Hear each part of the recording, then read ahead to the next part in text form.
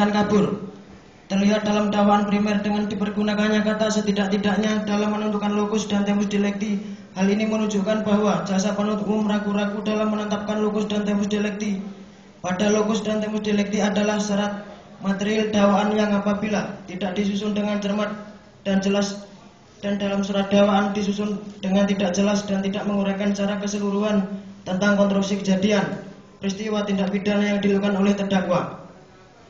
Dan dalam dakwaan subsidiar seharusnya pasal 415 KUH pidana tidak diterapkan karena pada hari Senin 22 Februari 2006 terdakwa tidak terbukti melakukan tindak pidana penggelapan, sehingga unsur-unsur dalam pasal 415 KUH pidana tidak memenuhi tindak pidana yang didakwakan oleh jaksa penuntut umum pada terdakwa.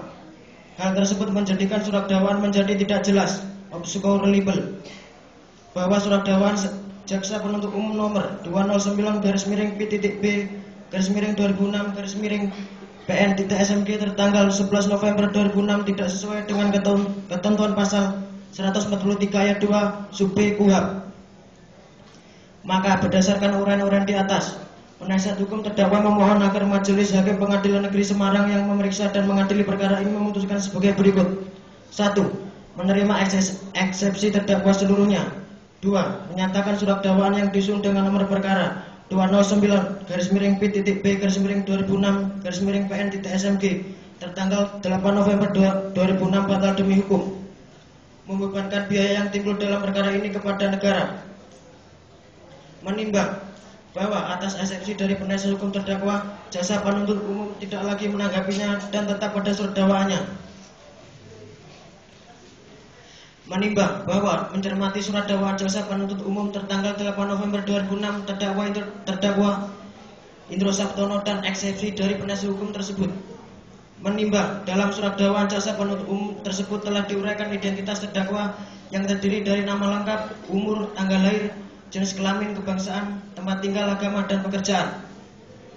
Menimbang bahwa penasihat hukum menyatakan bahwa surat dakwaan tidak cermat, sebab dalam surat dakwaan tidak menjelaskan dalam dakwaan subsidiar. Poin ke-8 tidak diuraikan secara cermat lokus dan tempus delicti yang jelas. Namun pada kenyataannya di dalam surat dakwaan selain menggunakan kata setidak-tidaknya, penuntut umum juga telah menjelaskan dengan jelas mengenai lokus dan tempus delicti. Dan dalam dakwaan primer seharusnya pasal 415 KUH pidana tidak diterapkan karena terdakwa tidak terbukti melakukan tindak pidana penggelapan yang sesuai dengan unsur-unsur pada dalam pasal 415 KUH pidana, sehingga menjadikan surat dakwaan tidak jelas, obscurable. Menimbang bahwa didasarkan pertimbangan tersebut, maka keberatan tim penasihat hukum terhadap dakwaan tidak cermat, tidak jelas dan tidak lengkap harus tidak dapat diterima. Menimbang bahwa oleh karena semua keberatan tim penasihat hukum terdakwa telah dinyatakan tidak dapat diterima, maka sesuai pasal 156 ayat 2 KUHP pemeriksaan perkara terdakwa harus dinyatakan dilanjutkan.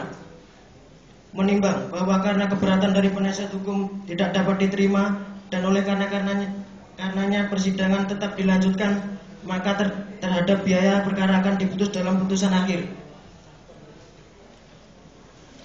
Memperhatikan akan pasal 143 ayat 2 huruf A dan B, pasal 156 ayat 1 KUHP dan pasal 197 KUHP dan pasal-pasal dalam undang-undang.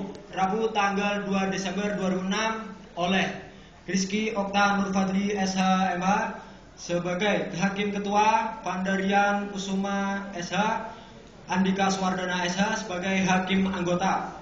Putusan mana diucapkan pada persidangan terbuka untuk umum pada hari ini juga oleh Ketua Majelis tersebut yang dihadiri oleh Hakim Anggota dan dibantu oleh Atris Nur SH sebagai panitera pengganti, dengan dihadiri oleh Ferry Ardiansa SH dan Dira Oktav Paradita SH sebagai jaksa penuntut umum, terdakwa serta tim advokatnya. Terima kasih. Kepada saudara jaksa penuntut umum, oleh karena eksepsi dari saudara penasihat hukum ditolak, maka sidang dilanjutkan dengan pembuktian. Kepada saudara jaksa penuntut umum, apakah saudara Alat bukti apa yang saudara akan ajukan kepada persidangan? Kami akan menghadirkan bukti keterangan saksi, Mas. Berapa saksi yang akan Anda ajukan?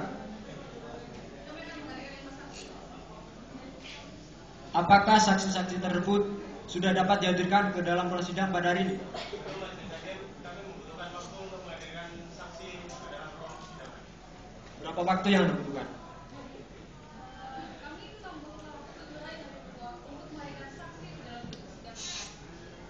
Bagaimana pada saat itu?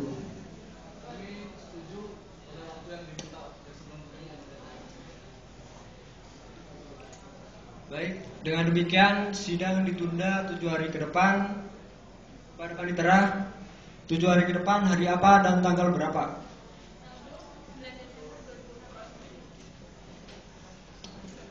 Apakah ada persidangan lain di hari dan pada pukul 08.30 WIB?